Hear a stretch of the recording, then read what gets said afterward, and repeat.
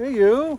Hey, Hi, everybody. I'm Daniel Delgado. I'm Evan Rogers. Good to see you back. Good to be back. How you doing? Doing well. Good to see you. As you can see, we're doing our next video. Thanks for watching. And you're probably asking yourself, why are we in this cemetery? Well, we'll explain that in a second. One of the reasons we're here is that to celebrate moms. Today is the 8th anniversary of the passing away of my mom, Rose Gomez Delgado. And this is one of the ways that we celebrate. And you'll notice the key word is celebrating. And you probably ask yourself, well, what does this have to do with addiction recovery? Well, it does. Because, loss in a loved one is inevitable for every one of us. So this is why we're here in the cold, in the cemetery. And, thanks for coming.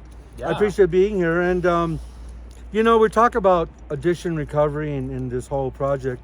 And we talk about loss, and why is celebrating death of a loved one so important to acknowledge, especially with someone who's in recovery?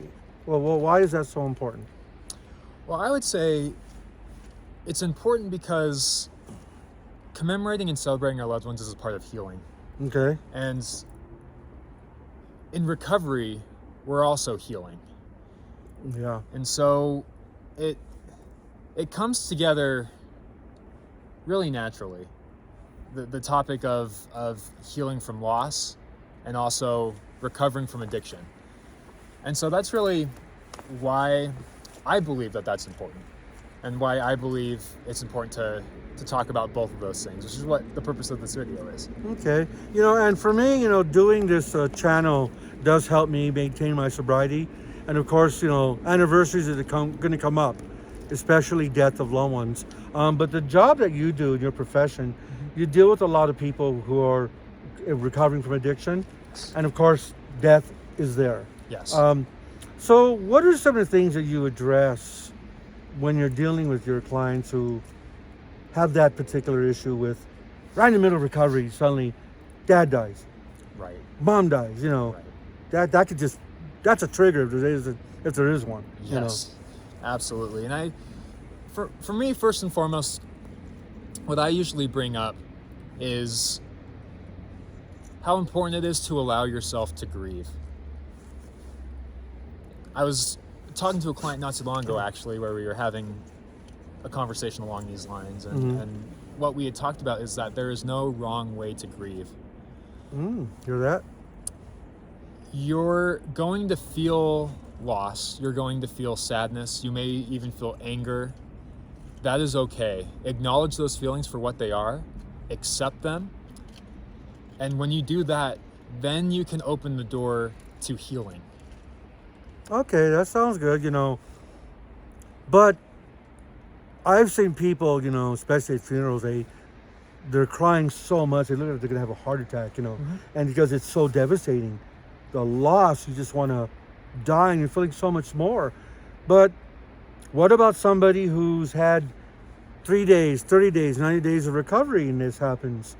Couldn't the grieving become overwhelming, especially where, it's okay to grieve? I mean, can it get overboard or go to a little wild, I guess? Certainly, and you mentioned loss being triggering, and that is very commonly the case. Okay. And this is where, at least I believe, it's really important to have support. Oh. It's really important to have people that you can grieve with as you're going through this process.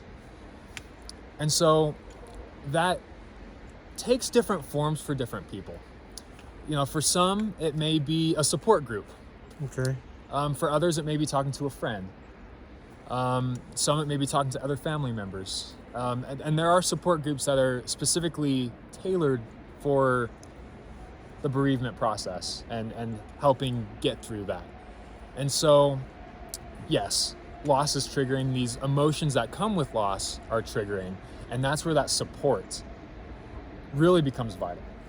But it doesn't have to be, the obvious ones, 12-step programs, all that. Right. I mean, so it's almost like people sometimes feel like one size fits all but just saying it's important to pick something, a group or person, individual, or even a church that's going to help you with that grieving. Yes, Okay. absolutely. Because exactly like you said, one size doesn't fit all. Recovery is unique and individual, and your journey of recovery is unique and individual. And so is your grieving. Your process of grieving is going to be unique to you. So find the type of support that works best for you. Okay. And what other things could you add to that? I would say this is very closely connected with support groups, but talking about your feelings.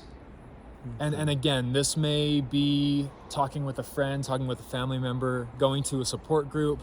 If you're spiritual or religious, it might include going to church. It may include speaking with a professional. Whatever it is that you need, it's very important to find a space where you can talk about what you're feeling, talk about your loss, talk about whatever emotions that you're feeling. Because we talked about opening the gate to healing, and I feel like talking about things is taking the step through that gate. At least that's how I think about it. And a lot of times, when we're looking for those people to speak to, the groups that we want or looking for, we're all searching. Sometimes you come across people who just don't want to hear it. It's not that they don't care or insensitive, they just don't know how to deal with it. But one of the things that I've seen lately is using social media, GoFundMe groups, foundations. I've always remembered growing up seeing street corners where somebody was hit by a car and there's plants and candles everywhere, and no one really gets to see that. But with social media, you can create these groups, foundations, scholarships, all these things to keep that memory alive.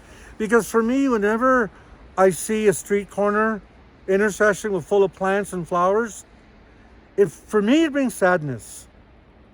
But when you see a scholarship presented to somebody in that person's name, or a GoFundMe race to raise money, they're celebrating. And that's exactly what we're doing.